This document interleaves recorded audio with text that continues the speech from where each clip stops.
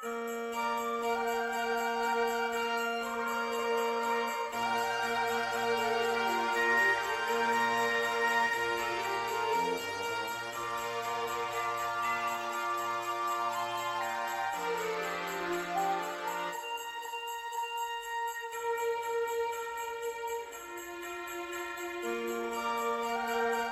and welcome to another episode of Codo Cinema, the podcast show where I talk about movies. I'm your host Mark Codo, aka Codoman. First of all, I just want to say Merry Christmas, Happy Holidays, and Happy New Year to everybody. That is right, folks. We are at the season finale of season 6 of Codo Cinema. It's been 5 years since I've been running this show. Like, it is amazing knowing the fact that I have done 6 seasons. 6 seasons of Codo Cinema. Isn't that amazing? I mean, I was doing enough. Started off at Eastern Illinois University, and now I'm continuing this podcast on my own. It's amazing. It's amazing, and I can't believe I've been doing this podcast since 2019, and as of now, 2024 is coming to an end. And what better way to close off the season by talking about another Christmas movie? Now, obviously enough, it's still December and Christmas has already passed. But how about I talk about another Christmas movie as a leftover Christmas movies to talk about, if you know what I'm saying, right? Well, what better way to end the year and of course end Codo Cinema Christmas month for the year, and of course the month of December is by talking about the classic Christmas movie It's a Wonderful Life. That is right, folks. For this episode to close off season 6 of Codo Cinema, I'm going to talk about It's a Wonderful Life. Now, I'm pretty sure a lot of people will recognize this movie. And there's a good chunk out there who have seen this movie, and for me, I actually recognize this movie too. Now, now I'm gonna be completely honest. I have seen this movie through itty bitty pieces, and what I mean by itty bitty pieces, I'm talking about a few scenes on TV, right? Like, I didn't know what that movie was until I was told that it's that this movie's called It's a Wonderful Life. And I'll be honest, I was very interested in that movie, but however, I never came around to watch the whole movie.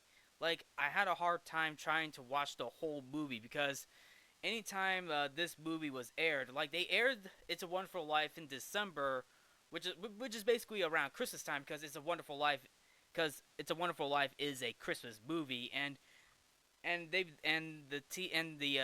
different TV channels has been airing this movie on TVs, and the only scenes I came around to watch is most likely the ending of It's a Wonderful Life. You know, like I want to say the last act, if you know what I'm saying, because this movie, well, technically this movie, the film's final act takes place around Christmas time, and this is where George Bailey, who's being played by James Stewart, he he was having conversation with this elderly man who turns out to be his guardian angel, Clarence Oddbody, and of course Clarence Oddbody is the guardian angel who shows George all the lives he touched and what the world would be like if he had not existed. And that's the only act of the movie I came around to watch. And of course, the ending where George Bailey's youngest daughter says, "Look, Daddy, a teacher says every time a bell rings, an angel gets his wings." And that's basically about it. That's like the only scenes I come around whenever I'm watching It's a Wonderful Life. However, a few weeks back, I got a chance to sit down and throw the DVD of It's a Wonderful Life, and I was able to watch the whole movie, and for what I saw, I thought it was really good. It's a Wonderful Life is a really good movie, and and of course, just to give some background on this movie, It's a Wonderful Life is a 1946 American Christmas supernatural drama film produced and directed by Frank Capra. It is based on the short story and booklet The Greatest Gift, self published by Philip Van Doren Stern in 1943, which itself is loosely based on the 1843 Charles Dickens novella A Christmas Story. The film stars James Stewart as George Bailey, a man who has given up his personal dreams in order to help others in his community and whose thoughts of suicide on Christmas Eve bring about the intervention of his guardian angel, Clarence Oddbody. Clarence shows George all the lives he touched and what the world would be like if he had not existed. Now, with that bit of a background right there, that sounds like a very good plot. Now, something to keep in mind, this is from 1946, right? And 1946, like, this is after World War II. Like, that movie came out about a year after World War II. And also, just to throw this out there, director Frank Capra and James Stewart, who played George Bailey, both served in World War II. And this was obviously one of their first projects after World War II. And to keep going and to give a little more background, like I said, it was directed by Frank Capra, and of course, the screenplay was written by Francis Goldrich, Albert Hackett, and of course, Frank Capra also co-wrote the screenplay as well. And there were additional scenes written by Joe Swerling, and on top of that, Frank Capra also produced the movie as well. And as I mentioned, it is based on The Greatest Gift by Philip Van Doren Stern, and of course, it has a cast that includes, as I mentioned, James Stewart, with supporting cast members including Donna Reed, Lionel Barrymore, Thomas Mitchell, Henry Travers, Ward Bond, Frank Phelan, Gloria Graham, and Bela Bondi. And of course, it was edited by William Hornbeck, with Dmitry Timokhin doing the music, and of course, Joseph Walker and Joseph Baroque did the cinematography, with production company Liberty Films, while being distributed by RKO Radio Pictures. The film was released in 1946 on December 20th, and quite frankly, it had a limited release on that date of December 20th, 1946. Obviously, for some reason, it was released on December 20th of 1946. Now, of course, that is somewhere around Christmas time. However, the worldwide release was January 7th of 1947, and that was a worldwide release. And the film had a budget of $3.18 million. However, its worldwide box office was $3.3 million. Unfortunately, it failed to break even. Although it was nominated for 5 Academy Awards, including Best Picture, It's a Wonderful Life initially received mixed reviews and was unsuccessful at the box office.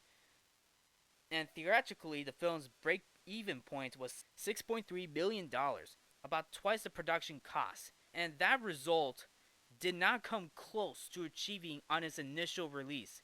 And because of the film's disappointing sales, Capra was seen by some studios as having lost his ability to produce popular, financially successful films. However, the film's copyrights in the US expired in 1974 following a lack of renewal, and it entered the public domain, allowing the film to be broadcast without licensing or royalty fees, at which point it became a Christmas classic. So as a result of that, it was broadcasted on TV, to which explains why this movie aired on TV in December, and it found new light. And as a result of that, that film has been reappraised, and of course, It's a Wonderful Life is now considered to be one of the greatest films of all time, and among the best Christmas movies of all time. Now, oddly enough, in my opinion, I hear a lot of people talking about that this is the best Christmas movie of all time, and I'm gonna be quite honest, I actually agree with that, because when you think of Christmas movies, when you think of Christmas movies, right? Like, there are so many Christmas movies out there. I have done a few top 10 Christmas movies on my podcast before, Like I mentioned in part one of my top 10 favorite Christmas movies. So in part one, my number one pick was A Christmas Story.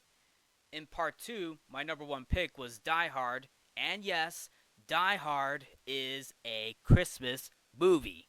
And in part three, my number one pick was It's a Wonderful Life. So obviously enough, I did top 10 favorite Christmas movies in three parts, and that was basically separate episodes in separate years, because there's a lot of Christmas movies out there to talk about. I mean, let's be honest. Like, which of these films is considered to be the best Christmas movie out there? Well, unfortunately enough, I mean, according to a lot of people, It's a Wonderful Life. I mean, I can't disagree with that. Like, I really can't, because that movie had a lot going on, especially the final act, because the final act of this movie takes place on Christmas. Well, on Christmas Eve, I should say, like Christmas Eve. So technically, it is a Christmas movie, like a Christmas movie to watch, and it left a huge impact. Like, like as I mentioned, it is among the best Christmas movies and one of the greatest films of all time. Of course, it has been recognized by the American Film Institute as one of the 100 best American films ever made. It was number 11 on the American Film Institute's, and of course, 1998 Greatest Movie List, which is ranked at number 20 on its 2007 Greatest Movie List, number 8 on its list of Greatest Love Stories, and number 1 on its list of the most inspirational American films of all time. And in 1990, It's a Wonderful Life was selected for preservation in the United States National Film Registry by the Library of Congress for being deemed as culturally, historically, or aesthetically significant. And like I said, this film was not a hit. And of course, down the line, it got better over time when it was aired on TV. Director Frank Capra revealed that it was his favorite among the films he directed, and that he screened it for his family every Christmas season. And of course, James Stewart, he said that It's a Wonderful Life was one of his favorite films. And that really shows, like, yeah, this film had a bad reputation when it first came out, but it got better over time. Also, and like I said, this film came out in 1946, although technically 1947 worldwide, but obviously enough, it had a limited release in 1946 back in December. So, and this was after World War II, mind you. Like, I can't imagine how scary that is, because this movie came out post World War II. That is not an easy thing to do, because there are probably, in my opinion, there are several movies that came out post World War II, and I can't imagine how crazy that is. Like World War II, I can't imagine how bad that war is, and among all the fear that went on to many people, especially those who fought and served for their countries. Like, it's scary, right? Like, in this movie, I heard that, and probably one of the reasons why this film didn't do so well at the box office is because, I'm pretty sure everybody was afraid to go out and see a movie in 1946. Now granted there are some movies in 1946 that did okay at the box office, and of course with critics as well. But for this movie, had a lot going on, and of course, Frank Capra and James Stewart, this was like one of their first jobs after World War II, mind you. Like, this was like one of their first jobs after World War II to get back into Hollywood, and It's a Wonderful Life is a prime example of that.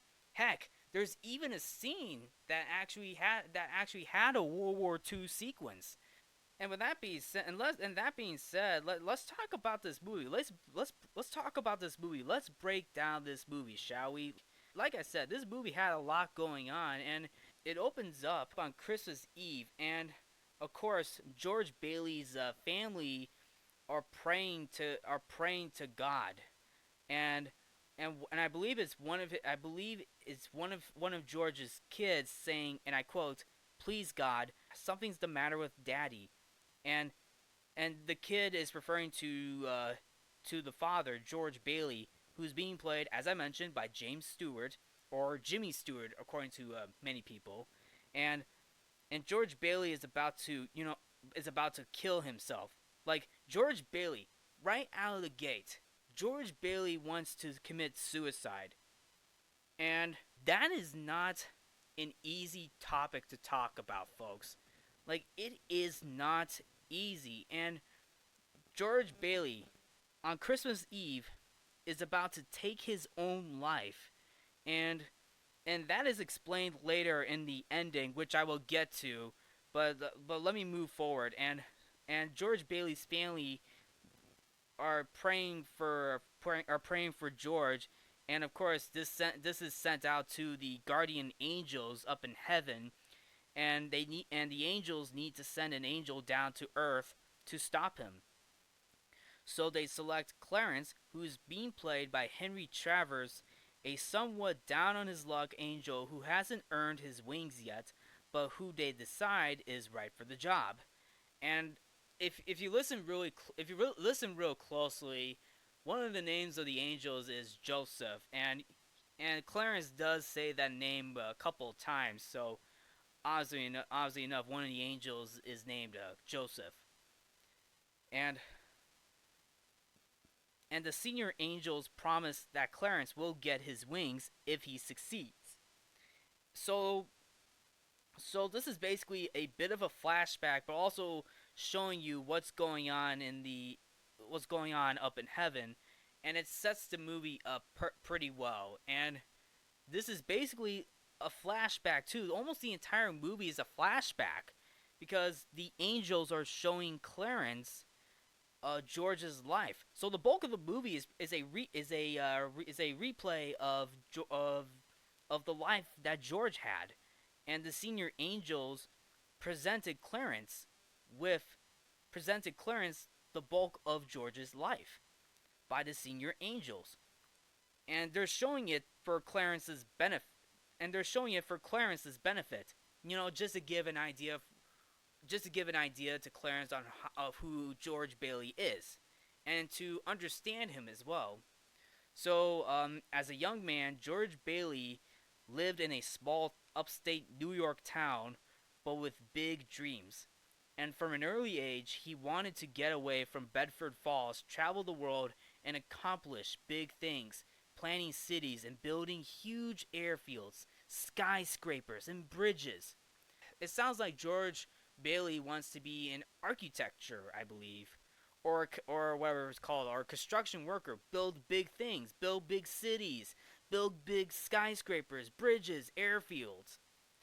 That George Bailey, as an architecture, could possibly do. And to be quite honest, that sounds like a good dream. However, the direction that George wants to go does change, and to those who have seen this movie will obviously know what was going on in this movie, especially with George's life. So the first incident that Clarence sees is that at age 12, George saved his younger brother Harry, who's being played by Todd Carnes. Like, he saved Harry's life in an accident while playing on an ice-covered pond. And while that's going on, George lost part of his hearing in his left ear due to being in the icy water. And shortly thereafter, while working part-time at Mr. Gower's drugstore, and Mr. Gower is being played by H.B. Warner, while working part-time at Mr. Gower's drugstore, he prevents a mistake in a prescription from failing poisoning someone. And George really prevented that mistake. Like, he noticed that there was a prescription that is being poisoned, and of course when George returns to Mr. Gower, like, Mr. Gower is angry at George for not delivering that prescription, and Mr. Gower is drunk in the sorrow at the recent death of his son. He beats George until the boy explains about the situation, and upon testing the medicine and realizing that the boy had averted a horrible mistake, Mr. Gower is profoundly remorseful and grateful to George, who vows to keep the error to himself. And of course, while that's going on, there are two little girls in George's life at that point are Mary Hatch and Violet Bick. Now, Mary Hatch is being played by Donna Reed, and Violet Bick is being played by she's being played by Gloria Graham, who seemed to be competing for his notice. Now, of course, George's father, who's being played by Samuel S. Hines, with a small staff, including Uncle Billy, being played by Thomas Mitchell, they're basically running a small building. They're basically running a small building called Building and Loan Company that finances mortgage, and of course, this mortgage is basically for the people of Bedford Falls. This company is facing a difficult battle with the evil, avaricious, and wealthy Henry Potter, who's being played by Lionel Barrymore, and Mr. Potter is in a wheelchair bound. He is on the board of directors of the building and loan, holds much of his assets along with almost everything else in town, charges people exorbitant rent on his own apartments, and would like to put Bailey's company out of business. So Mr. Potter, Henry Potter, being played by Lionel Barry, he's basically like this greedy, he's a greedy director. He's basically a greedy person in this movie who's basically, I want to say he's basically like the Prince John. He's basically like Prince John. You know, like Prince John from Robin Hood, who's obviously a greedy person, obviously a greedy prince who likes to put so much tax on the village. That's kind of like what Mr. Potter is, right? But there's something else to it. He wants to put the Bailey's company out of business after charging huge amounts of rent on his own apartments, including the business as well. So George wants to begin his adventures after going to college. While he has an enormous respect for his father and what he is doing to help people, he definitely does not want to follow in his father's footsteps at the building and loan. But one thing after another thwarts his plans. And this is where the rest of the movie goes after this. So prior to George, who is all grown up, he graduated from high school, and this is a few years later, and with the expectation that Harry would take this over when he graduated. He's kind of expecting Harry to take over the family business, and George would go on a European tour and then go to college. But unfortunately, that backfires when George's father had a fatal stroke, and George decides to take over the business and loan company for a few months, giving up his European tour. So okay, there's another event going on. So first, you had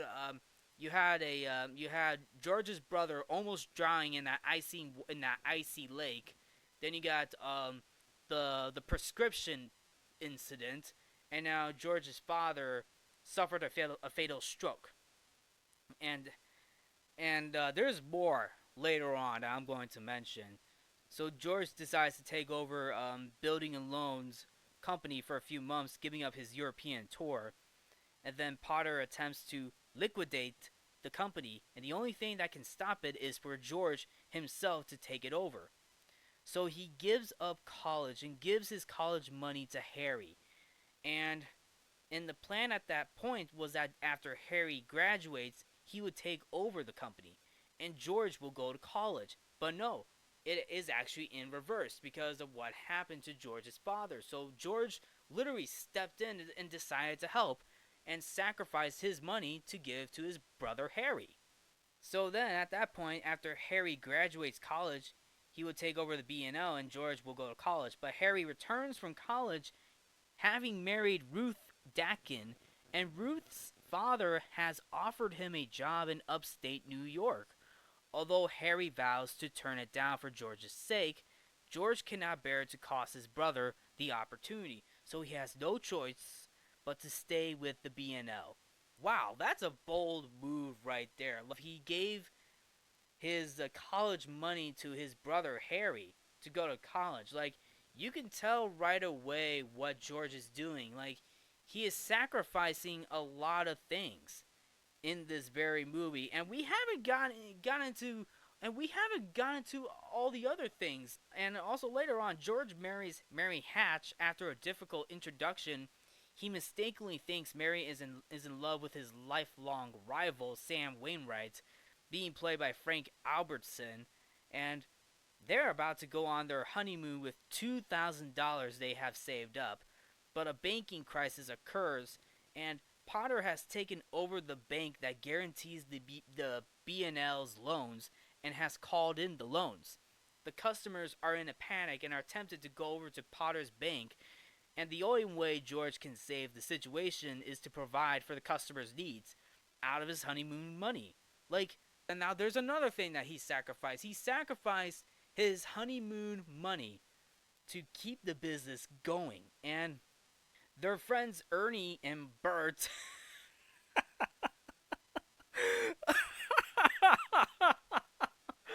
Ernie and Bert and Ernie. Oh my goodness. And there's a nice little fun trivia there for you, but I'll get to that pretty soon. I'll get to that soon. So, their friends Bert and Ernie. Ernie's being played by Frank Phelan, and Bert is being played by Ward Bond. They're two, and the policeman. No, Frank. No, Ernie is the cab driver, and Bert is the policeman, and they arranged for them to have a cut rate honeymoon at their house, and they serenade the newlyweds from outside in the rain. So actually, that's actually pretty nice. I like how they make up the honeymoon at their house. That's actually pretty nice. So anyway, the B&L, which is obviously short for Building and Loan Company, just to let everybody know, the B&L continues to provide affordable housing for the people of Bedford Falls, creating a whole subdivision, Bailey Park. This includes the home of Mr. Martini, being played by William Edmonds. Mr. Martini. I mean, I'm pretty sure that's basically, if you go to the bar, you got someone named Mr. Martini, and you're asking Mr. Martini, like, Mr. Martini say, "Hey, how you doing, buddy? What can I get you to drink?" And then this one guy says, "Martini, shaken, not stirred." I'm pretty sure that's what James Bond will say if if there's ever a bartender named Mr. Martini. But if there's ever a future James Bond movie where a bartender is named Mr. Martini, I would have loved to hear James Bond saying, "Martini, shaken, not stirred." And then the guy was like, "Hey, that's my name. I'll get your martini out there for you, sir." Oh, I can't imagine that. I mean, if that's a possibility for a future James Bond movie, I hope that's a thing. But anyway, Mr. Martini, the local tavern keeper, and his family. So anyway, obviously enough. Just to double back for a sec, the B&L continues to provide affordable housing for the people of Bedford Falls, creating a whole new subdivision, Bailey Park, which includes the home of Mr. Martini, the local tavern keeper, and his family. Sam Wainwright and his wife come to offer that George and Mary take a vacation with them in Florida, but they can't get away even for that. Of course, later on, Potter is disturbed that George's B&L is taking customers away from his own apartment business, and he attempts to bribe George into working for him instead, offering a huge salary and extensive travel. Tempting as that is, George is repelled by everything Potter stands for and declines. So George realizes that Henry Potter is basically, a greedy bastard, tempting to get George to, "Hey, why don't you work for me? Hey, why don't you work for? Hey, why don't you work for me? I'm noticing that my own apartment business is, going away, and I really need your help. Why don't you work for me?" But George is like, "Oh, hell no, I'm not gonna do any of that. I'm just gonna keep on going with this B&O company, and you are not going to stop me for that." So George stays with his wife and four children in Bedford Falls, never getting to leave. Unfortunately, World War II comes in, and Harry, and of course, him and Harry served, although George is exempt because of his ear, and heroically saves an entire transport ship by shooting down two attacking airplanes. And Harry is awarded the Congressional Medal of Honor at a ceremony in Washington. So technically, George went to World War II, although he was exempt because of his ear. So honestly, he kind of got into World War II but got exempt. So, and as I mentioned before, James Stewart served in World War II, and if my memory serves correctly, I think James Stewart was a fighter pilot, I believe. And on top of that, being a military officer, like that's amazing. That's amazing. Like huge respect to James Stewart, guys. Like you gotta respect the guy. Like he fought and served for his country. And the same can be said with Frank Capra as well. Like Frank Capra served in World War II as well. Both Frank and James served in World War II. Like that is not easy, guys. Like it is not easy. It really is not. And it is really, really risky too. And I'm glad both of these guys were able to serve and fight for their country as well. And I like how they actually included that in this movie. Even though, yeah, George was exempt for World War II, but I feel like it connects very well to the real life actor and director as well. Like that is amazing too. And I like how Frank Capra incorporated that into the movie, although only for a small bit. And I like how they also add in that Harry won the Congressional Medal of Honor for taking down two attacking airplanes.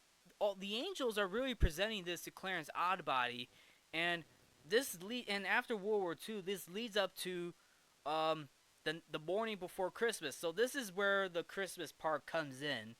And on the morning before Christmas, the day that Bedford Falls will have a huge celebration for Harry, a bank examiner arrives to conduct a routine audit. The same day, Uncle Billy goes to the bank, and he's doing his routine deposit of $8,000 in cash.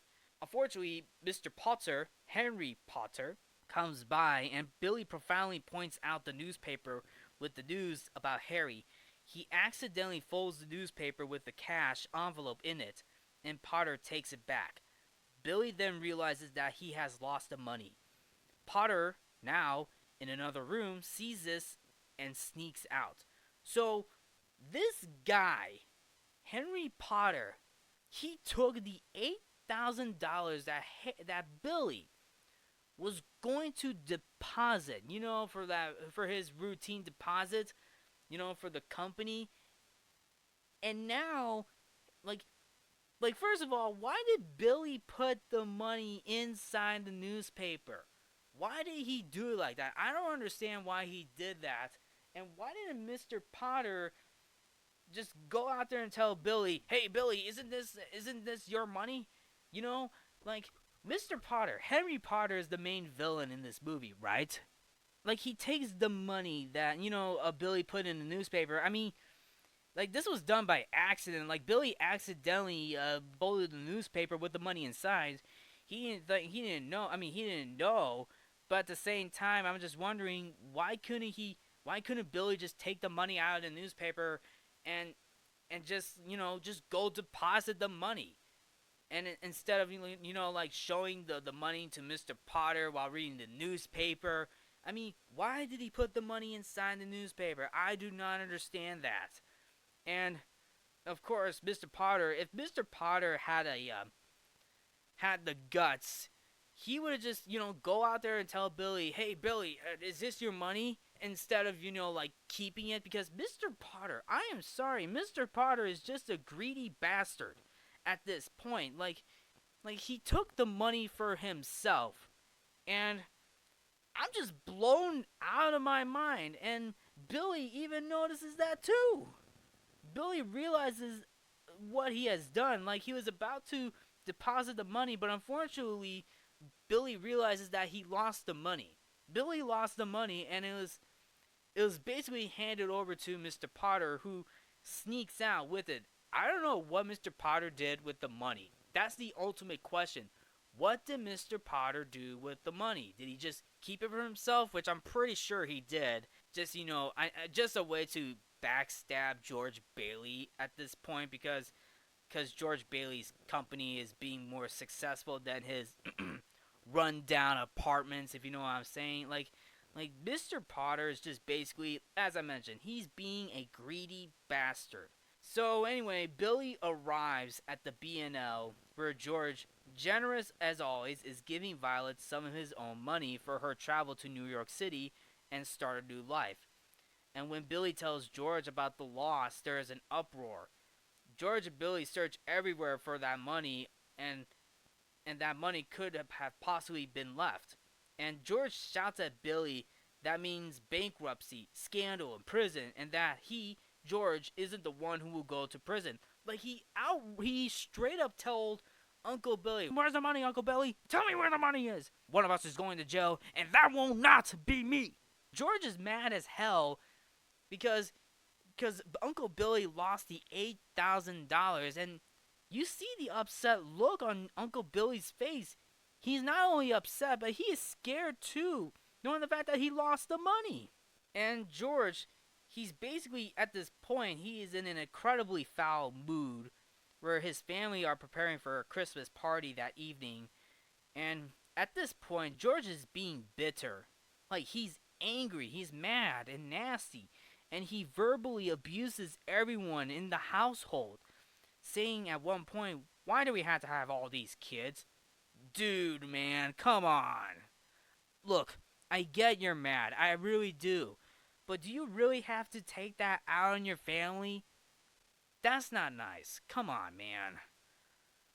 And then the whole family are alarmed at his behavior, including his youngest daughter, Zuzu, who's being played by Caroline Grimes, who is in bed with a cold. And she apparently caught it while walking home from school. And of course, having not buttoned her coat because she didn't want to harm a rose that she had been given. And George goes up to see her while handling the rose. Some petals fell off, and George puts them in his watch pocket. And at the very moment, like, George is still mad, but at the same time, like, you can tell, like, when he's talking to Zuzu, he was really holding back. He was really toning down his temper. Like, he's trying to, like, he's talking to his youngest daughter, and at that point, it's a bit of a nice conversation, but at the same time, like, you can tell that George is really upset and angry, knowing the fact that he lost the money. And, well, technically it was Uncle Billy who lost the money, but knowing the fact that with the money being lost, the company could go out of business. And he's trying so hard to, contain himself, trying to like not yell at his youngest daughter. And it's a very heartfelt moment too. Up until a point where where the phone was going off, and it was Zuzu's teacher, Miss Welch, and George gives Mrs. Welch a brutal tongue lashing moment over the phone for her carelessness. And Mr. Welch gets on the line, and George abuses and threatens him. This really and that after that moment, George starts kicking and throwing things around the house. Even the children are in tears, and one of his daughters was playing piano. Like, this whole thing stopped too, and the music stopped too. Like, one of George's daughters was playing piano. This also gets her upset. Even George is like, "I'm sorry. Listen, go play. Please play. Please continue playing. Please continue playing. I'm sorry." Like one of George's daughters does not want to play because of this whole argument that was going on, and this was sad. And George refuses to talk to his family about what's going on, or what's bothering him. And this leads George to run out of the house. So Mary, George's wife, phones Uncle Billy to find out what's wrong. And the children ask whether they should pray for their father, and Mary says yes. Okay, now, This is going back to the beginning where the angels are talking to Clarence Oddbody about the situation that is going on, right? So this is the prayer moment. This is basically George's family sending prayers to the angels, right? If you know what I'm saying, right? And this is a very this is the moment that kicks in. And while word spreads of the calamity, George goes to see Mr. Potter to beg for a loan of $8,000. And Mr. Potter is completely unsympathetic and sarcastic. And he suggests that George has been cooking the books, playing the market with company money, or perhaps paying off a woman, pointing out that he is known to have been giving money to Violet Bick. Potter asks about collateral. All George has is a $15,000 life insurance policy, but with only $500 equity. Mr. Potter says, "You are worth more dead than alive." Wow. Wow. Wow. Wow. My goodness. Words do not describe what Mr. Potter said. Like, he just destroyed George Bailey. George, who is defeated, he tries to beg for Mr. Potter. He begs for Mr. Potter's help, but Mr. Potter just throws some. But Mr. Potter just threw some dirt in George's eyes. Like, it's not snow, guys. It's literal dirt. And that is just low, man. Like I said, Mr. Potter is a greedy moron at this point. Like he's basically like he's like Ebenezer Scrooge, but much worse. At the very least, Ebenezer Scrooge realized the importance of at the very least, Ebenezer Scrooge realized the importance of life and how to treat others with kindness too, right? Especially with the ghosts of Christmas, with the Christmas spirits helping him, showing him, realizing if you continue down this greedy path, you will die a greedy, bitter old man. And at the very least, he was able to come to his senses after he wakes up from that nightmare. And with Mr. Potter, oh my goodness, Mr. Potter, oh my God, this greedy bastard has thrown dirt in George's eyes at this point. He just defeated George Bailey. And what's next, he even calls the police on George Bailey. He calls the police, and I'm pretty sure other people as well, to, set up an arrest warrant for George Bailey. If you know what I'm saying, right? Oh man, that's just low right there. That's just low right there. In defeat, George goes to Mr. Martini's tavern and starts drinking and then praying for divine guidance. Okay, so at the very least, there was a little something right there. George, even though George was drinking, he prays to God, prays to the guardian angels for guidance. Until his friends showed up, including the kind and gentle bartender Nick, being played by Sheldon Leonard. He noticed and tried to help. Mr. Martini mentions George's name, and out loud and out of nowhere, Mr. Welch, the husband to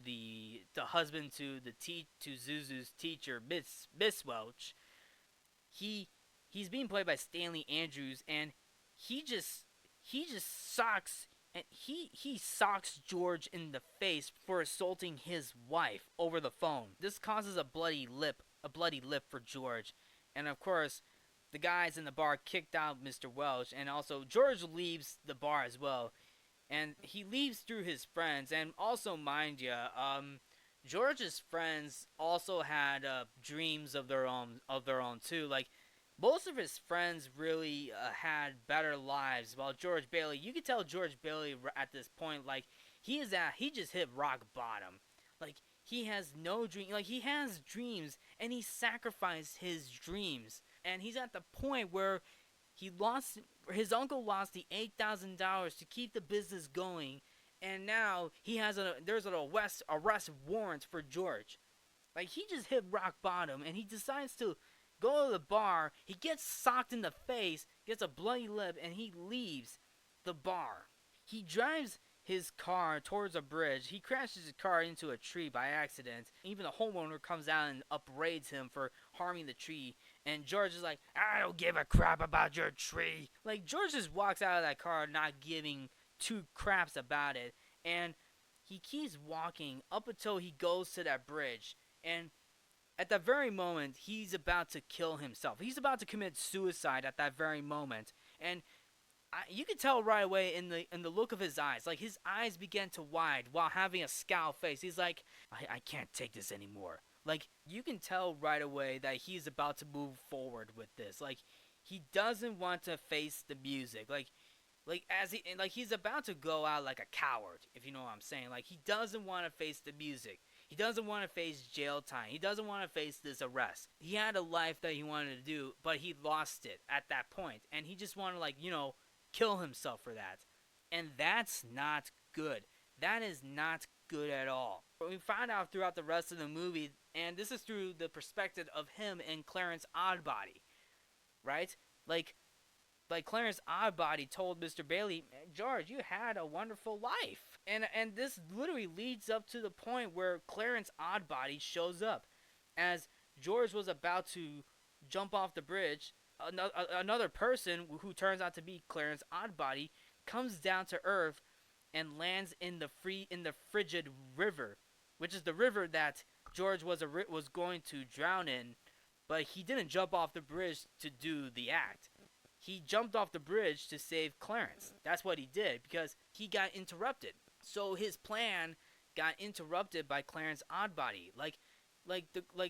Something gets interrupted. And I'm glad this got interrupted, because George just saved Clarence from drowning. And Clarence knows George well enough to know that if Clarence, jumps into the river, George will rescue him. He does so, and George jumps in and rescues him as predicted. They go to the toll taker's shack to dry their clothes. Even Clarence explains all that he is an angel, Clarence Oddbody, angel second class, sent to save George from committing suicide. To George's astonishment, Clarence knows the whole story of his life. George is disbelieving and cynical about the whole thing, mentioning that it is not surprising that he got only a second-class angel, one without wings. George is like, I don't give a crap about you. You're just a second-class angel. That's like what George is like at this moment. Like, he doesn't care at this point, even though, yeah, he just rescued Clarence.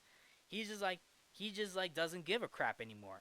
So, at this point, he resists Clarence's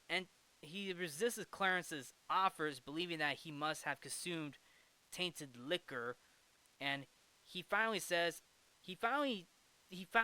tells Clarence, right? And here's what he said. Here's what George Bailey said to Clarence, and I quote, I wish I'd never been born. Clarence formulates his plan, and after a little prayer communication with the senior angels, like, you can hear Clarence, you can see the look on Clarence's face. Like, Clarence is like, George, you should not say that. Don't say that. Come on, man. Do not do that. Do not say that at all. Come on, man. That's a very immoral thing to do. And also, like, Clarence talks to the angels. Like, you can hear him talk. I mean, obviously, you don't hear the angels talking. You hear Clarence, like, from the point of view, I guess, from himself. He's like, what's that? He's like, what's that, Joseph? Huh. Oh, you think this will work? Huh. Okay. I like that idea. Like, I'm not kidding around.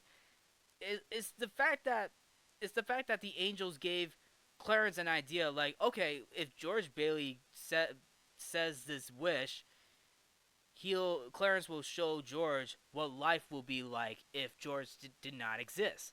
And this actually went forward for Clarence and George. So So, just to double back for a little bit, Clarence formulates his plan, and after a little prayer, communication with the senior angels says, "You got your wish. You've never been born." And now things are different now. Things change immediately. In the alternate universe, it isn't snowing. George notices that he can hear through his left ear, and his lip is not bleeding anymore. And of course, Clarence points out that many things will be different now. As George and Clarence walk back toward town, they pass the tree that George had hit with his car. The car is gone, and there is no gash in the tree. The homeowner stops by, and George asks about the car and the damage to the tree. The homeowner knows nothing about this. He says, "You had me worried. One of the oldest trees in Pottersville." George is confused and tries to correct the man, but the man angrily tells George that the town is called Pottersville. George and Clarence walk off. Okay, just to go off topic for a second, this is an alternate reality if George did not exist. This is basically Back to the Future before Back to the Future became a thing. Like, think about it for a moment. Yes, it is loosely inspired by Christmas Carol, but if you really think about it, it does have a bit of a Back to the Future feel too, especially the final act, because this is an alternate timeline or an alternate reality where that person does not exist.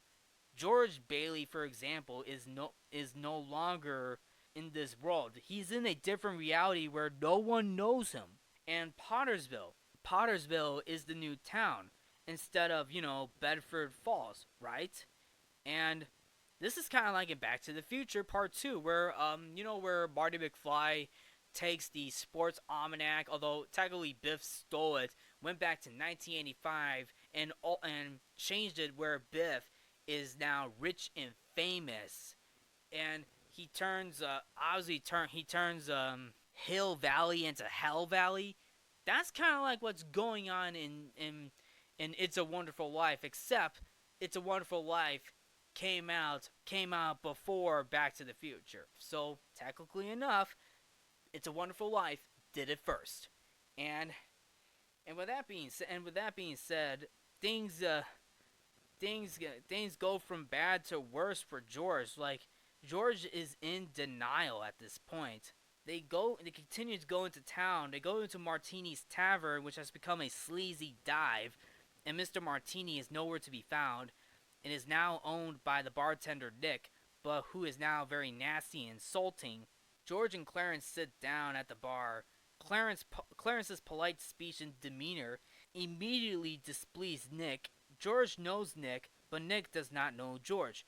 When a cash register rings, Clarence points out that whenever that happens, it means an angel has earned his wings. And then, of course, an elderly Mr. Gower, now a homeless person, comes in and Nick tells him to leave. George speaks to Mr. Gower, but Mr. Gower doesn't recognize him. When George asks the guy, Nick says that Mr. Gower spent 20 years in prison for poisoning some child in a manslaughter charge, and that if this stranger knows Mr. Gower, he must be a convict also. Nick has George and Clarence thrown out of the tavern and then makes the cash register ring, saying that he is giving out angel wings. And of course, in front of the tavern, George is seriously disturbed by what's going on inside when he sees the sign for Nick's in place of Martini's name. Clarence explains once again that George doesn't exist from that wish he made that he was never born. And George is still in denial. He brings up the issue that if he was never been born and is alive and interacting with people, then who is he? Who is George Bailey at this point? He is a nobody. No one knows who George is. Clarence replies that George is a person with no identity in this alternate reality. George checks his pockets for his wallet and other identification or his life insurance policy. Clarence points out that they do not exist. Finally, George checks his watch pocket. Clarence says they're not there either. What? Zuzu's petals? You've been given a great gift, George. The chance to see what the world will be like without you. And this is the part where you see what's going on. George is starting to realize that that he made an immoral wish that he didn't want to be born, right? And and Clarence tells George the chance to see what the world will be like without you. Like, imagine doing something like that. That is horrible. Like, that is horrible, guys. Can you imagine how different this movie would have been if George went forward with his suicide plan? I think this movie would have been, in my opinion, I think this would have been a bad movie, a bad way to end the story because George taking his own life is bad, and I can't imagine how upset the people of Bedford Falls would feel. Like George touched the lives of many people. He helped people. He really did. He really helped people. And of course, with the result of him losing the money, he is at a downward spiral, hitting rock bottom, realizing that now he's going to lose the business. And of course, resulting in him losing his own job, being arrested for mishandling the money, even though it was Uncle Billy, but like Mr. Potter just called the police and other people to, send out a warrant for his arrest. Like he just like George Bailey hit rock bottom, and of course, Clarence showing George what his life would have been like if he did not exist. That is bad on his own, but if that's how the movie would end like that, oh my goodness, that movie would not turn out that well, in my personal opinion. The story would have ended abruptly, in my personal opinion. But I'm glad that this movie had a good ending, and I'm gonna get to that. So, continuing to be in denial of what is going on, George continues to walk downtown without Clarence. Like, he just pushed Clarence aside. It's like, go away, Clarence, fly off. And he knows that Bedford Falls has become Pottersville and is a dreary, brutish, and perversive place full of bars and sleazy nightclubs. The movie theater, the Emporium department store, and the B&L are long gone. Police are everywhere, dealing with disorders. George sees the police arrest Violet and take her away from a brothel, which is the former B&L. He hails Ernie's taxi cab and asks to be taken home. Ernie has no idea who he is or where he lives. He gives Ernie the address, and Ernie tells him that is the abandoned house. He will take him there anyway. When George asks Ernie about his life, Ernie tells George that his wife left him 3 years ago and that he now lives around in a place called Potter's Field. He visually signals for Bert, the policeman, to follow them. As George searches the house, calling out for his family, Clarence appears. Bert attempts to arrest them, but Clarence intervenes and then vanishes, which, I'm going to be honest, that actually got a laugh out of me when the police are pinning down Clarence. Clarence just disappears casually, and I I don't know why that moment gets me. I really enjoy that moment where he disappears, and Bert's like, "Where'd he go?" But anyway, George then goes to his mother's house, which has become a broken down boarding house called Ma Bailey's boarding house. She opens the front door, but she does not recognize him and tells him to leave. George mentions Uncle Billy, and she says that he has been in an insane asylum since the B&L went out of business many years ago. While in denial what is happening, George then goes with Clarence to Martini's house in Bailey Park. There is no such place. It is a wasteland with a cemetery. And of course, this is kind of a reference to A Christmas Carol, right? Where, at the end where the ghost of Christmas future shows Ebenezer Scrooge's grave? Well, it turns out Clarence shows Harry Bailey's grave, George's brother, right? And this is basically the moment where he realizes that he made a terrible mistake. And of course, Clarence points out the grave of Harry Bailey. Clarence says, "Your brother Harry Bailey broke through the ice and was drowned at the age of 9. And George is like, "That's a lie. Harry Bailey went to war. He got the Congressional Medal of Honor. He saved the lives of every man on that transport." But Clarence is like, "Every man on that transport died. Harry wasn't there to save them because you weren't there to save Harry. You see, George, you really had a wonderful life. Don't you see what a mistake it would be to throw it away? George had a wonderful life. He really did. Sure, it wasn't the life that he wanted, but he had a life. He touched the lives of many people. Like he helped people out even from his childhood days. He saved his brother from that icy lake. He prevented that delivery, that poisonous pill delivery that he was about to do. He didn't do that because he realized that the pill was poisoned. He helped stepped in for his father's business after his father died of a stroke. He sacrificed his honeymoon money to keep the business going. He also went to World War II for a short time, even though he got exempted from it. And there's probably a couple of other things that he also did too, but that was basically it. Yeah, he sacrificed a lot of things too. He sacrificed his college life, his career, his career plan to help his community. And sure, it may not be the life that he wanted, but it was the life that he had for reality. And he helped the community. He really helped his community. Like, you see what happened if he gave up his life? If he moved forward with that suicide mission of him jumping off the bridge? Do you realize how horrible that would have been if he gave up his life that quick? This is basically the moment he realizes that he had a good life. Yeah, it may not be the life he wanted, but he had a good life. He touched the lives, he saved his brother, prevented a delivery mishap. He was able to, help his father after he died. He was able to help his father out after he passed away from a stroke. He was able to give his money to keep the business going, and he had a wonderful life. He even got married, had children, stayed in town with people that he know of. And to me, that sounds like a wonderful life. It is a wonderful life. He had a wonderful life. He just didn't know up until that point. And I'm glad that Clarence showed George the life that he had. And Clarence just showed George what life would have been if George was not around, right? It's really sad too, because sometimes you don't even realize that, yeah, you may have a plan in life that you want to do, but not all plans go accordingly, to be honest. Because sure, not everything's going to go your way.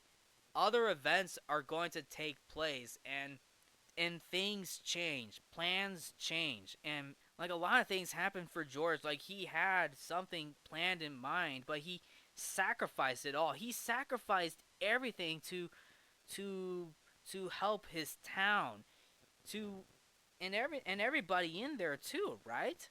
And this next part is really sad too. Like, I consider this to be an overkill because after realizing about the grave, George wants to see his wife. And Clarence is like, I can't tell you that. You were never married. And Clarence is like, oh man, you do not want to. And Clarence is like, oh man, you don't want to know, George. But George is like, I don't care. Tell me what happened to Mary. And Clarence says, you were never married to her. Well, she works at the library right now. She's a maid at the library right now. George goes over there. She doesn't recognize him.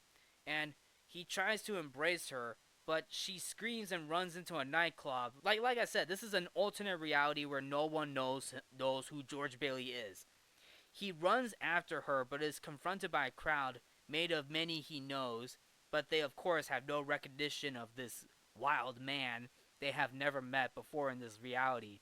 Finally aware of what is happening, George calls out for Clarence as the police intervene, and Bert, the policeman, was about to take out George, but George just socks him in the face and runs away, and Bert shoots at him but misses, then pursues in his squad car. George runs to the bridge where he had been about to jump, and calls out for Clarence. Like, you hear the music that is going on while George is running in the background, right? George is like, help me, Clarence! Please! I want to live again! Take me back!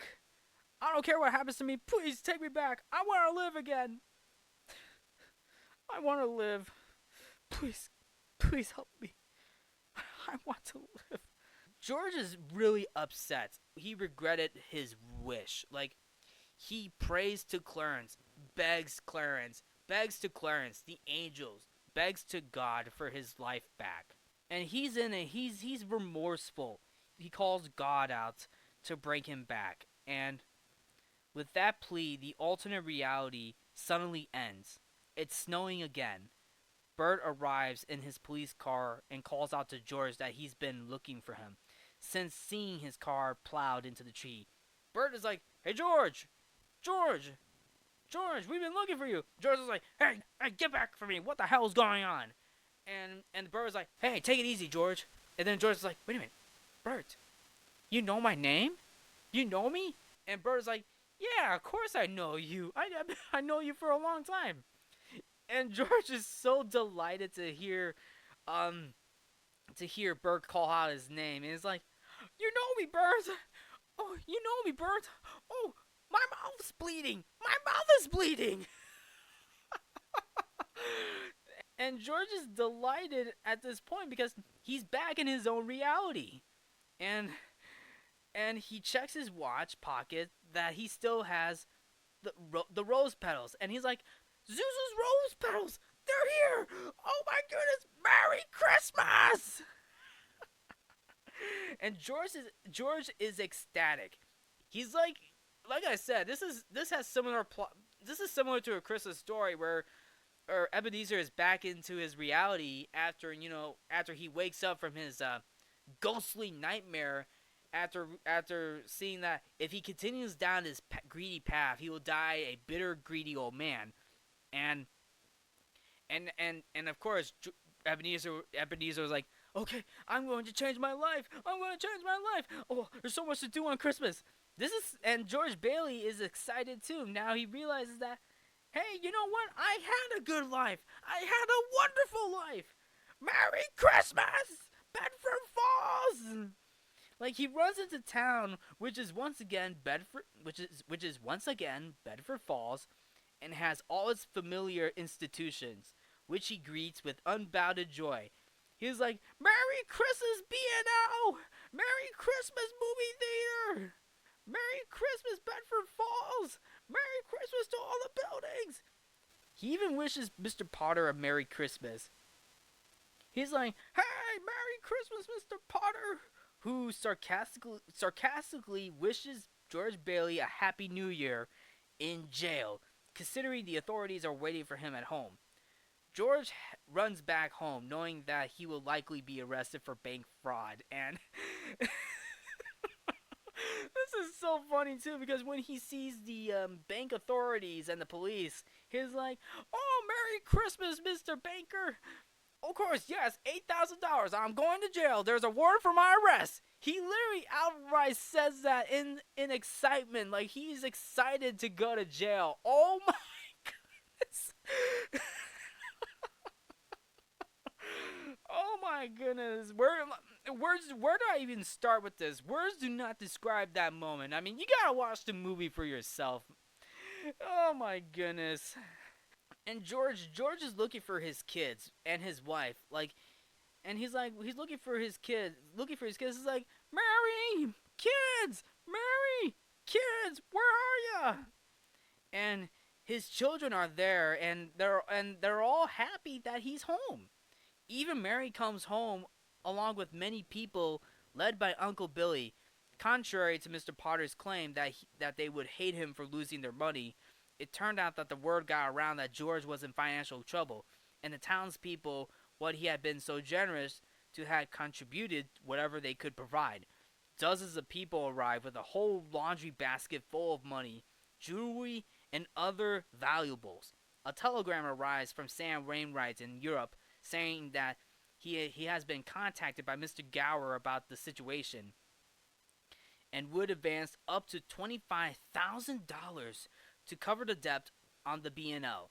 At this bank, the bank examiner, both moved by this show of public support and knowing that the financial deficit would be compensated, moves up to contribute attending police officer tears up the arrest warrants with a smile.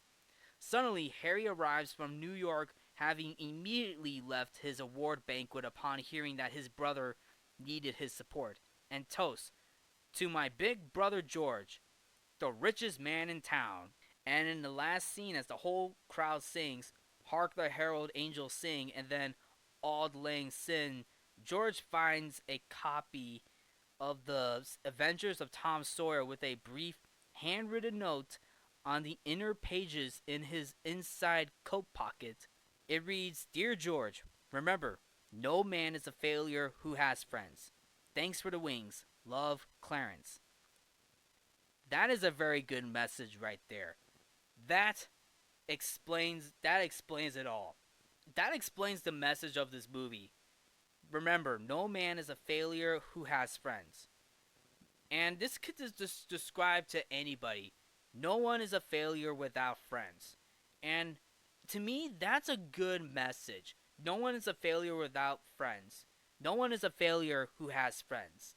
And George, despite having a different life of his own of what he wanted to do, like he wanted to be in architecture. He was about to go to college. He was about to go on a tour before college. But unfortunately, that changed because he touched the lives of many people, and many people came for his help in time of need, especially on Christmas Eve. Like like he like he was able to help his community, but then his community gave back as well. This is a very good thing because in the end, the entire town of Bedford Falls were able to donate some money to George Bailey because they realized that, yeah, George Bailey is in a financial crisis at that moment, but after realizing that George Bailey helped them out first, the entire community gave back as well. And with the help of his wife and children, everybody came to his aid. And that's a really good thing. It's a really good thing. Like sure, yeah. Sure, yeah. Like George sacrificed everything for his community, but his community gave back as well. Like George Bailey had a wonderful life. And that's what this whole movie is trying to tell you. Hey, George Bailey had a plan, but he had a plan that he want for his life. But unfortunately, life didn't go as planned.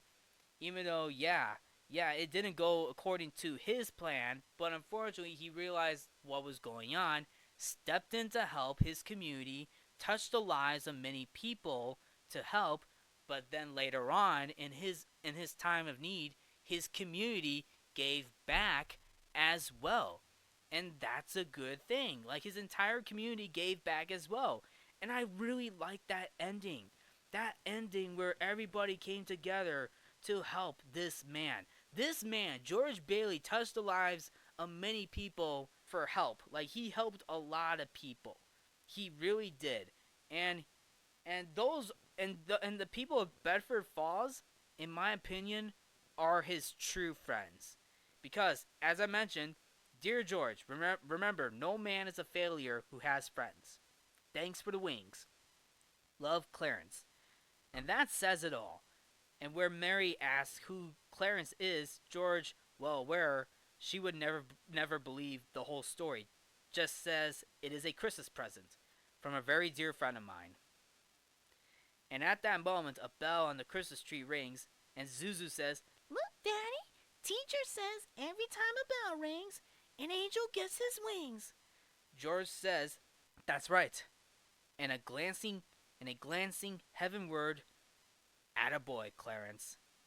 Like, and that is basically it. That is my breakdown on this movie. Like, my goodness, like, this is really good. And this is the ending that I actually liked. Like, this ending right here, like George is back home alive with not only his family but his friends as well, and the entire community of Bedford Falls.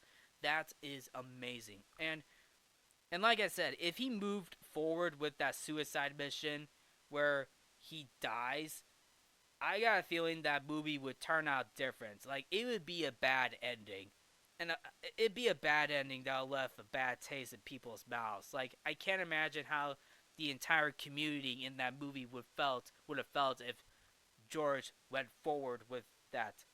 This is not a easy topic to talk about, folks. It is not. In a Christmas movie like this, that is risky too, very risky. But I'm glad that the writers were able to write a good. I'm glad that the writers were able to handle this situation in this movie. They were able to handle this situation, And Clarence Oddbody really helped George Bailey at this very moment, like showing George what life would be like if he was never around, if you know what I'm saying, right? So I will say this is a very good movie. I really, really enjoyed this movie, and breaking down this movie is obviously real good too. And I'm glad I was able to break this movie down. Now, I want to talk about a little bit of trivia for you. So there's definitely some trivia about this movie. There's definitely some trivia for this movie, and I mentioned that James Stewart was coming out of World War II, right? Like both him and Frank Capra were coming out of World War II. So prior to that, during filming, James Stewart was actively suffering from PTSD and depression due to his service in World War II. And Stewart told friends that he related a lot to the character of George Bailey. Some of the scenes where George acted out in anger was considered cathartic for Stewart and his struggles with mental health. Stewart's acting became notably darker after the war as he knew he had killed civilians in Germany and occupied Europe. And I'll be honest, that is real sad. That is really sad right here because World War II was obviously was bad. Our World War II was obviously very very bad and depressing too, especially the aftermath. Like I can't imagine the amount of PTSD that many soldiers had, especially after the war, including James Stewart too, because obviously enough, like that's a huge struggle for the actor. I can't imagine how bad, especially the amount of civilians that were killed in World War II. And this is not just like the heroes. I am talking about both sides of the matter. Like that is traumatic. Like killing civilians from both sides, that is traumatic right there. So also to keep moving on the trivia for you, Lionel Barrymore, actor Lionel Barrymore, who played Mr. Potter, he convinced James Stewart to take the role of George Bailey despite his feeling that he was not up to it soon after returning for World War II. Now, another World War II connection, like I mentioned, this is James Stewart's first acting gig post World War II, and it's actually nice that actor Lionel Barrymore convinced James Stewart to take the role of George Bailey. Hey, and I can't imagine the conversation. Like Lionel Barrymore was like, "Hey, Jimmy, look, I know you just got back from World War II, but I got a feeling this role of George Bailey will do you good. You should take the role."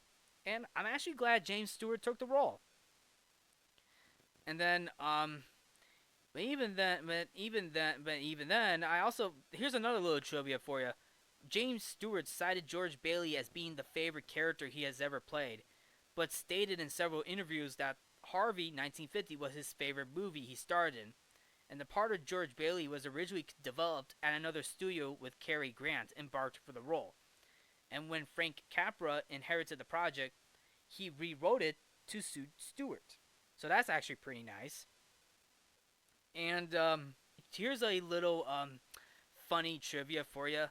You know the characters of Bert and Ernie in It's a Wonderful Life. So Bert is the cop, and Ernie's the taxi driver, if you know, or the cab driver, if you know what I'm saying, right? And it's pretty funny that I'm bringing this up because Sesame Street has the characters of Bert and Ernie, right? Sesame Street has Muppet characters named Bert and Ernie, and there is a Sesame Street urban legend, and I think it's pretty ironic and coincidental that Sesame Street named their Muppet characters Bert and Ernie after Bert the cop and Ernie the cab driver. Although, in a correction from the 1999 annual Christmas quiz in the San Francisco Chronicle, which made this claim, series writer Jerry Jewell confirmed that, per producer John Stone, the shared names were merely a coincidence. And to be honest, that is a very funny coincidence because Bert and Ernie in Sesame Street are good friends. They're good friends on Sesame Street. And they're also good friends with Elmo and all the other Muppets on Sesame Street as well. If you know what I'm saying, right? And speaking of Elmo, there was a Sesame Street Christmas special called Elmo Saves Christmas, which came out in 1996, and it references the rumor during a scene where Bert and Ernie walk by a TV set, which is playing the movie, and the pair are surprised by the line, "Bert, Ernie, what's the matter with you two guys? You were here on my wedding night." Oh, this is obviously the referencing to the point that George Bailey was was married, and Bert and Ernie, the cab driver and the police officer, were there on George Bailey's wedding night. So that's a nice little coincidence as well. So nice little funny coincidence. And and also one last thing to mention. I'm not gonna dive into all the trivia moments from this movie, but there is one more trivia moment I want to bring up. So it's at the end of the movie and is at Martini's bar where George Bailey is at. So George Bailey is at this bar, and if you pay attention, there is a singing couple. There is a couple singing in the background. So there's a couple singing in the background, right? And one of the singers is a woman. Is a woman. So as a woman, so you hear a woman's voice singing in the background, and if you pay attention to the voice, the singer singing at the singer at Martini's bar is Adriana Cazzalotti, and I'm pretty sure a lot of people who have seen this movie probably may recognize that name because to those who recognize that name, Adriana Cazzalotti, that's the name of the singer in the background of Martini's bar. And I also gonna say this to those who don't know as well. To those who know and don't know, Adriana Cazzalotti had a cameo in that movie as a background singer, but she was the original voice actress for Walt Disney's Snow White in Snow White and the Seven Dwarfs. So that's a little trivia for you, just to throw that out there, and that's like my last piece of trivia for you guys right there, and also one last thing before I wrap this up. The movie, as I mentioned, the movie, even though it's received mixed reviews, it got better over time after being broadcasted on TV and was later reappraised, and now is considered to be the greatest Christmas movie of all time. And there was somewhat of a remake that it actually did that this movie had in 1977 titled "It Happened One Christmas," which was actually a television movie remake of the classic film. Although this remake employed a gender reversal with Marlo Thomas as the protagonist, Mary Bailey, while Wayne Rogers played George Hatch and Cloris Leachman as the angel Clara Oddbody. So obviously there was a gender reverse story for that TV made movie. For 1977's It Happened One Christmas. And actor Orson Welles was cast as Mr. Potter. Although the TV made film was while the TV made film received initial positive reviews, it was never rebroadcasted or issued to home media. Now, I don't know the reason behind that. I got a feeling, despite the positive initial reviews, not everybody was on board with that remake that came out in 1977. And also, speaking of and of also SNL did a parody of It's a Wonderful Life for one of their SNL sketches, where uh where they recreated the ending from It's a Wonderful Life, but there was a twist to it. It turns out Uncle Billy remembered how he lost the money. He gave it to Mr. Potter, and Mr. Potter stole George's money, and George and the entire community took turns attacking Mr. Potter at his own office. And that was from Saturday Night Live. And that's Saturday Night Live for you in a nutshell. I don't want to go too much into detail, but anyway. And of course, there's also an announcement too that actually came out about a year ago. And it turned out that Kenya Barris, who is a writer and director, he announced back in January 19th of 2024, so about a year ago, that he was going to direct a modern remake of the film for Paramount with the intention to cast a person of color in the role of George Bailey. On the announcement, Barris remarked, and I quote, "I feel like Christmas movies are amazing, and I think the idea of taking something that has that long of a history and a tale behind it and putting an amazing piece of talent to that story. It's a guy who's trying to help out his community, and things are going to turn around on him. I think that's the perfect story to tell for a person of color, black or brown, to get into that because our communities have some issues and someone trying to help that community out. I think that's the perfect vehicle to tell that story from." And for what I just read, on my mind right now, I'm just going to say this. Hollywood should not remake this movie. They should not remake this movie. I mean, why remake this movie at all? Like it already had a remake back in 1977, and it never rebroadcasted after that year. And now, like Hollywood's trying to do this again. Although this time around, they're only taking one element of the story. Now, sure, yes, I understand that this movie is obviously about a guy who's trying to help out his community and things turning around, not going his way. I mean, I get that, but that's just basically only one element. There's a lot of elements to this story. Part of this has to deal with sacrifice. Part of this has to deal with redemption. The other part is just basically, you know, dealing with a lot of issues, anger issues. Like you see what happened with George at the end of the movie. Near the end of the movie, George lashed out on his family. Like he almost committed suicide, and also knowing the fact that he sacrificed everything for the community to keep his community going. And and and for what Kenya Barris is saying, like, listen, I get where he's coming from, but he's missing a few other elements, and one of them has to deal, with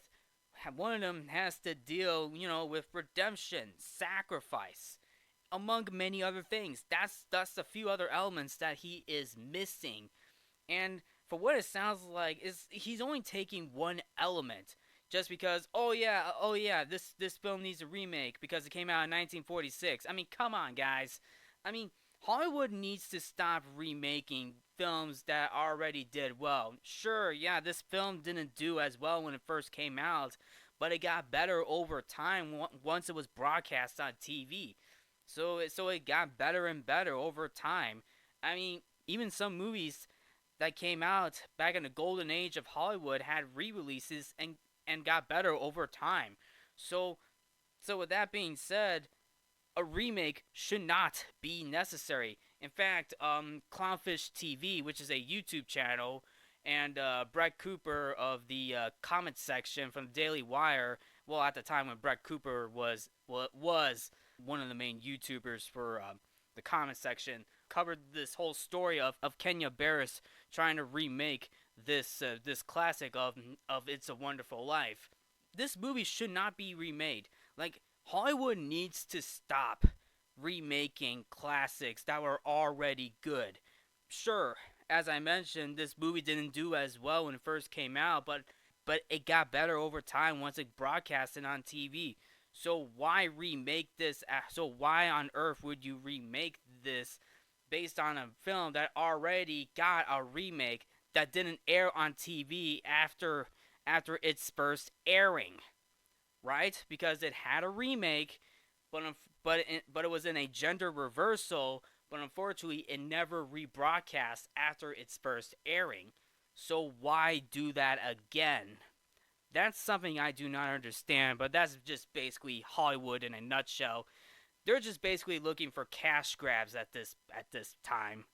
And of course, having a diverse cast, I don't have a problem with a diverse cast. I mean, I think it's nice to have like different cast members, but what gets me worried is will the director follow the source material? And when I mean follow, I'm talking about respecting the source material because, as I mentioned, for what he said, and he also said this to Variety, and I believe Fox News also covered this too as well. And I mentioned the other YouTubers as well. It sounds like Kenya Barris is taking one element from the original movie and not incorporating some of the other elements, like sacrifice and the fact that George had to go through anger, right? And he almost committed suicide at that point. And of course, one of the main important things from this movie is also redemption as well, including Clarence showing George Bailey what life would be like without George Bailey after he touched upon the lives of many people throughout his community. And those are some of the elements that are completely missed. And only focusing on one element, that's not going to work. It won't be enough. Which is why I'm saying this movie should not be remade at all. Kenya Barris announcing on a remake, that should not happen. That's my opinion. All in all, that's about it. That's about it. That is my take on It's a Wonderful Life. And for my conclusions on this movie is still good. This movie is really good. I really enjoyed It's a Wonderful Life. The story was good, the acting was good. Even the ending message from It's a Wonderful Life is good. Everything about this movie is really really good, and I'm glad this movie got better over time on TV as well. I really wish people were more kind to this movie when it first came out.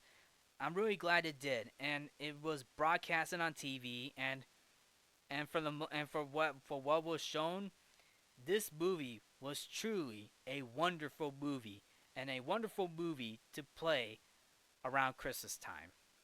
And Frank Capra, you did a fantastic job directing this movie. And James Stewart portraying George Bailey did an amazing job. All the cast members did a great job with this movie too. Like everybody, including the actor who played Clarence Oddbody, he did a fantastic job too.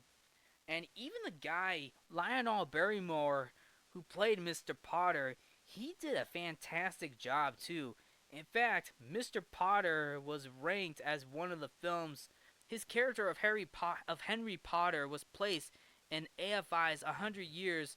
100 he was placed in the AFI's 100 years of 100 heroes and villains as number 6 of villains, while George Bailey was voted number 9 of heroes. Like that's amazing right there. Like Lionel Barrymore and James Stewart did a fantastic job playing those characters. Even Donna Reed as George's wife did pretty good too. I really enjoyed Donna Reed's performance as George Bailey's wife. And that's basically about it. That is my take on It's a Wonderful Life. And to say this, what did you all think of It's a Wonderful Life? Did you like the movie? Did you like the movie? Did you not like the movie? Have you seen this movie? Do you think It's a Wonderful Life is the best Christmas movie of all time? I would love to hear your thoughts. So anyway, that is a wrap on this episode. And to those who are listening, I just want to say thank you so much.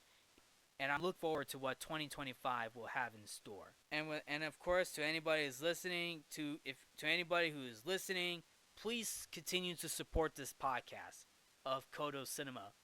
My podcast is on Spotify and YouTube. And on YouTube, it is under my name, Mark Codo.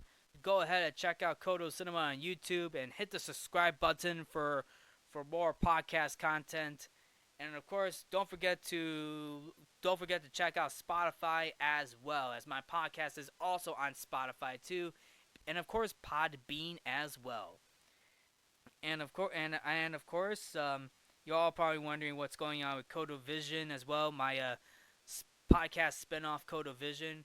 I know I haven't done much on Codo Vision lately because obviously enough I've been very busy with my 3 jobs and of course with this podcast as well.